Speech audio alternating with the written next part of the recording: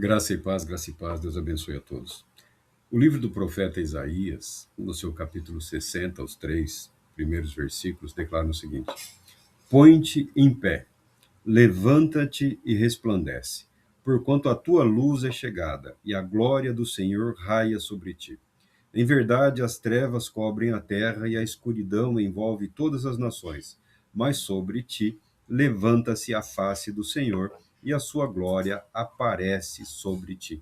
Graças a Deus pela sua palavra. Chegamos ao final deste ano de 2025, um ano ricamente abençoado por Deus, um ano em que superamos inúmeras dificuldades, enfrentamos lá, todos nós, cada qual a batalha que se apresentou, e nos reservamos o direito de descansar um pouco, o que é sábio, o que é correto, exceto aquelas pessoas que são obrigadas por razões profissionais a se submeterem a jornadas de trabalho ininterruptas, que não lhes permite usufruir inteiramente desse período, né? Médicos, policiais, socorristas, uma série de atividades no mundo de hoje que exigem que profissionais estejam de prontidão o tempo todo para, caso seja necessário,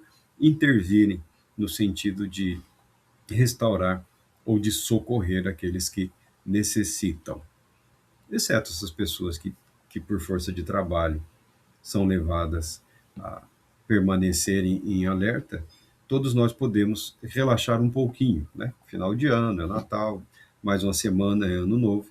Então, esse período, basicamente, é tratado como sendo um período de reflexão, de revisão, de preparação para um novo ano, de expectativa em relação ao que virá. Nós que vivemos aqui, do lado de baixo do Equador, num dos países chamados países do terceiro mundo, né, países em desenvolvimento, nós sabemos que a vida nos reserva, o que o próximo ano nos reserva, é mais trabalho, é mais dificuldades, é mais lutas, mais expectativas, mas sempre muito trabalho. Quando se fala de trabalho e batalha, eis aqui a nossa realidade, a realidade de todos nós. E todos nós temos sido socorridos por Deus e agraciados por Deus, de maneira que, ano após ano, temos vivido e superado tudo aquilo que nos atinge, tudo aquilo que nos advém. Mas o livro do profeta Isaías, ele contém aqui uma mensagem, uma palavra, que se refere, obviamente, a Jesus, o Cristo. E o profeta Isaías, na sua sabedoria, fazendo uso de uma linguagem com toda uma beleza poética, ele se refere às pessoas, ele se refere à população da cidade de Jerusalém, representando toda a nação, todo o povo judeu, todo o povo israelense, e todo esse povo representando também a humanidade, porque havia um compromisso, um comprometimento entre Deus e o povo judeu, a nação de Israel, no que diz respeito a um ofício sacerdotal para aquele povo, para aquela nação, em relação a toda a humanidade. Se foi bem ou não cumprido, não é esse o caso. Nós não estamos preocupados em julgar ou avaliar a história. A vida não é como nós gostaríamos que ela fosse. E para compreendermos e experimentarmos mais da graça de Deus, do amor de Deus, do favor de Deus, nós precisamos fazer uma leitura da realidade como ela o é. E o que o profeta fala aqui, ele fala através da cidade. Não que Deus esteja preocupado com cidades, não que Deus esteja preocupado com tijolo, com concreto, com rua, com arquitetura, tá? É uma figura de linguagem para falar às pessoas, para falar à humanidade. Não está restrito à cidade de Jerusalém. Não está restrito aos habitantes da cidade de Jerusalém. O propósito de Deus é que a sua mensagem seja levada, transmitida para toda a humanidade. Mas o que Deus promete aqui é uma renovação. Muito mais do que uma renovação, é uma condução para um estado de graça nunca antes experimentado. Porque renovação é algo que nos agrada. Renovar, fortalecer, animar, encorajar, preparar para as batalhas, preparar para as vitórias, mas nem sempre é o que acontece. Nem sempre o que está à nossa frente é uma vitória em termos absolutos. Pela fé, nós experimentaremos em Cristo Jesus a vitória até sobre a morte, o inimigo último. Vitória sobre a morte, sobre o pecado, sobre a injustiça, sobre as enfermidades, mas sobre a morte. Nós vencemos a morte pela fé em Cristo Jesus. Vivemos nesta esperança porque nós acreditamos na ressurreição dos vivos e dos mortos. O primogênito dos mortos, o primeiro que ressuscitou, é Cristo Jesus, o nosso Senhor. E pela fé nós participaremos dessa vida eterna, nesse mundo vindouro. Então, o que o Senhor Deus está prometendo aqui para a cidade de Jerusalém é algo que somente Ele pode realizar. É algo que somente Ele pode trazer à tona, um lugar apto a revelar, um lugar preparado para suportar, um lugar que tenha condições para que a glória de Deus se revele, para que a glória de Deus se manifeste, a gloriosa luz de Deus revelada à humanidade de forma plena e absoluta, através da pessoa bendita de Jesus, o Cristo, o nosso Senhor. Aquele que veio e aquele que retornará para cumprir absolutamente tudo aquilo que Deus prometeu para com a humanidade. Um mundo de justiça, um mundo de paz, um mundo debaixo de um governo divino. Não de instituições, não de religiosos, mas um mundo que será governado pelo próprio Senhor Jesus, o Cristo. Nós precisamos, a essa altura da vida, estar preparados para uma fé mais completa, preparados para aceitarmos o fato de que a promessa de Deus se cumpriu em Cristo Jesus. E Cristo Jesus se encarregará de dar cumprimento total e absoluto a tudo que Deus se comprometeu com ele e com a humanidade. Ele não reinou, mas ele reinará. Ah, Marco, mas ele reina nos nossos corações. Amém. Glória a Deus por isso. Eu me alegro, eu fico feliz que a sua vida, que a vida de tantas pessoas estejam sendo governadas por Cristo Jesus através da bendita pessoa do Espírito Santo, pela orientação sagrada da palavra de Deus. Louvamos a Deus por esse fato, por essa verdade, mas isso não muda a realidade de que somente Deus é capaz de realizar o que ele se comprometeu. Essa Jerusalém, muito embora muitas pessoas, alguns estão, olha que beleza, passando o Natal, celebrando o Natal na cidade de Jerusalém, se bem que Jesus não nasceu em Jerusalém, ele nasceu ali pertinho em Belém.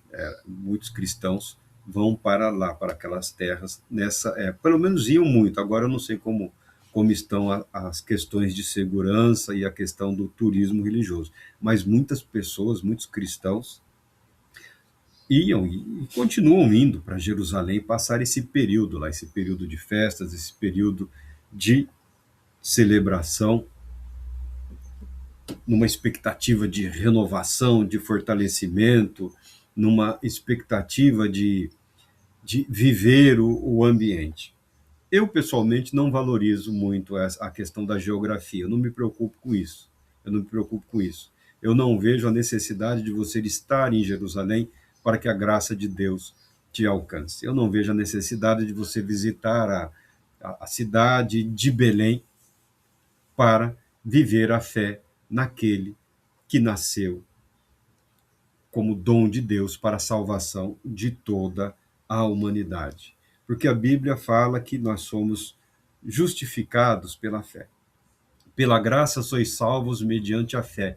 Isso não vem de vós, isso não vem de vocês mesmos. É um dom de Deus, é um presente de Deus. é a consequência do amor de Deus, é a consequência da graça de Deus se manifestando para salvar a humanidade. E isso atinge o nosso coração, o nosso espírito. E louvamos e engrandecemos o bom nome de Deus por isso, porque somos alcançáveis, porque somos agraciáveis. A salvação nos alcança. O ser humano pode ser salvo. Há esperança. E essa é a palavra de Isaías. Esperança, expectativa, certeza de que Deus é poderoso para realizar. Muito mais certeza do poder realizador de Deus é a certeza de que é a vontade de Deus concluir tudo o que ele iniciou. E Deus começou muito bem. Deus começou muito bem. E Deus continua agindo muito bem. O poder de Deus não mudou através do tempo.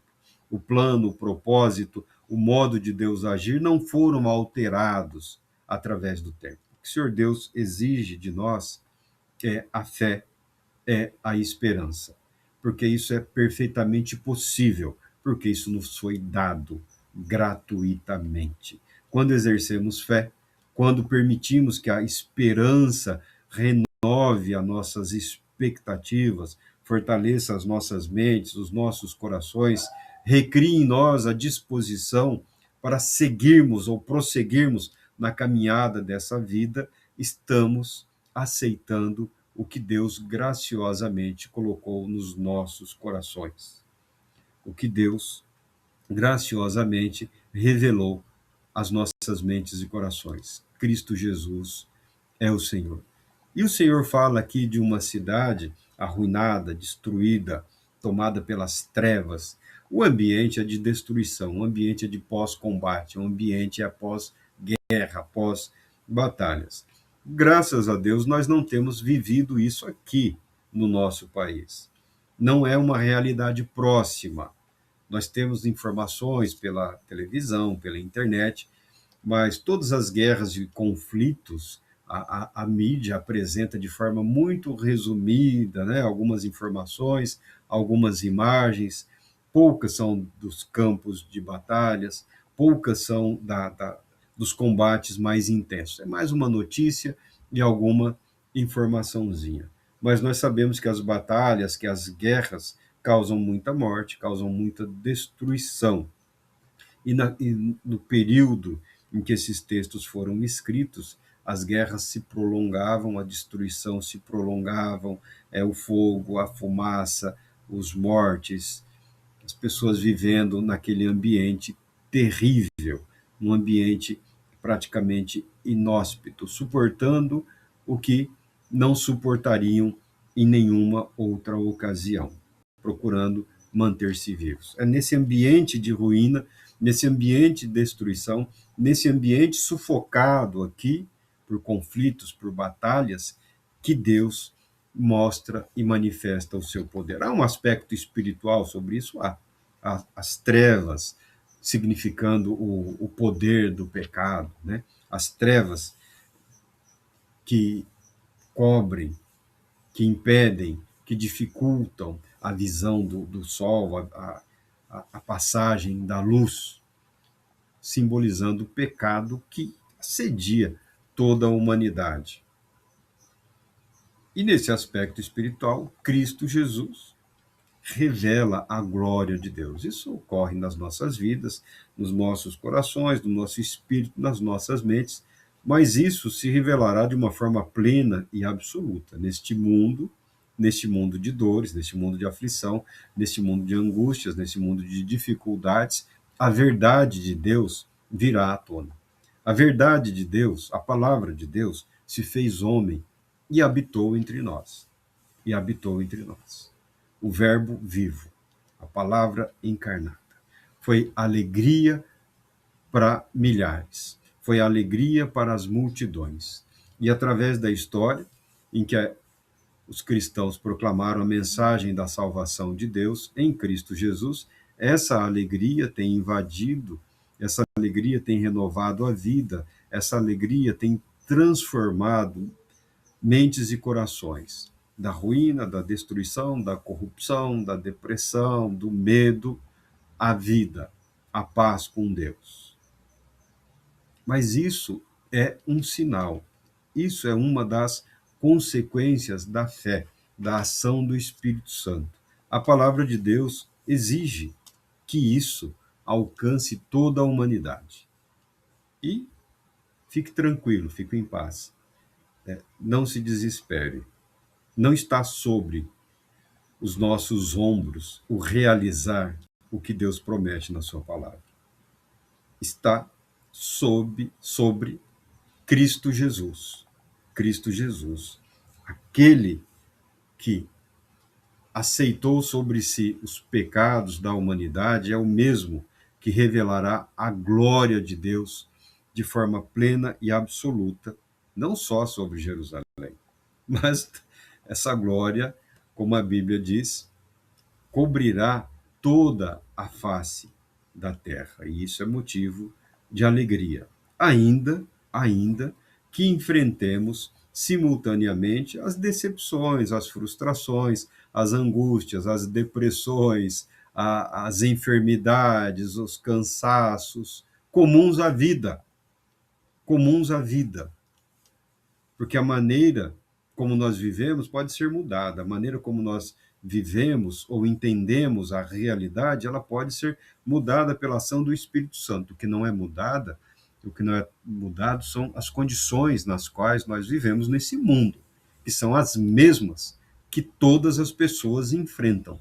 Um mundo debaixo do pecado, um mundo debaixo da ira de Deus, um mundo prestes a sofrer o julgamento e a condenação do Deus justo e santo, um mundo que anseia por algo novo, um mundo que anseia por perfeição, um mundo que anseia por santificação, um mundo que anseia por perdão, por renovação, por uma nova vida. E essa nova vida é alcançável através da fé em Cristo Jesus. Por isso, séculos antes do nascimento do nosso Senhor, o profeta Isaías já disse isso: põe-te em pé, põe-te em pé, levanta-te e resplandece, porquanto a tua luz é chegada e a glória do Senhor raia sobre ti. Meu irmão, você que vive pela fé no Cordeiro de Deus, levante-se, não tenha medo. Não tenha medo de enfrentar os desafios que estão sendo propostos para você. Não tenha medo de viver tudo aquilo que o Senhor Deus preparou para você, ainda que as expectativas não sejam as melhores, ainda que as condições não sejam as mais favoráveis. Levante-se, coloque-se em pé, enfrente esta vida, enfrente esta realidade, porque ela será transformada pelo próprio Deus. Este mundo de angústia, de aflição, de dores, de promessas vazias, este mundo passará. Mas a fé em Cristo Jesus te conduzirá a esse novo mundo, a essa nova realidade, a essa verdade preparada por Deus, pelo próprio Deus, que será trazida para nós pelo Cristo na sua vinda, no seu retorno. E você fará parte disso. Alegre-se. Alegre-se por estar vivo. Alegre-se por ter conhecimento da palavra da verdade. Alegre-se, até mesmo quando você não encontrar paz nesse mundo.